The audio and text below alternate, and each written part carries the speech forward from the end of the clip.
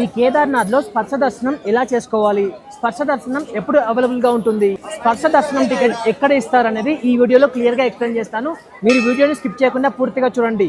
అలాగే కేదార్నాథ్ కి వెళ్తున్న వాళ్ళందరికీ తప్పకుండా ఈ వీడియోని షేర్ చేయండి. నేను చెప్పినట్టు చేస్తే మీకు స్పర్శ దర్శనం ఈజీగా అయిపోతుంది. మీకు స్పర్శ దర్శనం ఫ్రీగా కావాలనుకుంటే ఈ వీడియో క్లియర్ గా చూడండి. మీరు గౌరీకుండ నుండి ట్రెక్కింగ్ చేసుకుంటూ వస్తారు కదా, ఇక్కడ మీరు నైట్ 7 o'clock అయినా 8 o'clock అయినా దర్శనం టోకెన్ తీసుకోండి. ఎర్లీ మార్నింగ్ లేచి ఫ్రెష్ అప్ అయి ఇక్కడ నేను చూపిస్తున్న దర్శనం క్యూ లైన్ లో వెళ్ళి నిలబడండి. మార్నింగ్ 5 o'clock నుండి ఆఫ్టర్నూన్ 12 o'clock వరకు ఈ స్పర్శ దర్శనం అయితే మీకు ఫ్రీగా అయిపోతుంది. అదే మీకు స్పర్శ దర్శనం 10 to 20 minutes లో అయిపోవాలనుకుంటే ఈ టెంపుల్ కి రైట్ సైడ్ న మనకైతే ఒక రేకుల షెడ్ కనిపిస్తుంది కదా, ఇక్కడైతే టోకెన్స్ ఇస్తారు. ఈ టోకెన్స్ ఓన్లీ సాయంకాలం 5 గంటలకి మాత్రమే ఇస్తారు. చూడండి ఎంత క్యూ లైన్ ఉందో. ఈ టోకెన్స్ తీసుకున్నాక మీకు దర్శనం ఎప్పుడు అవుతుందంటే ఎర్లీ మార్నింగ్ 12 గంటల నుండి 4 గంటల వరకు మాత్రమే ఉంటుంది. ఈ దర్శనం టోకెన్ ప్రైస్ ఎంతో తెలుసా?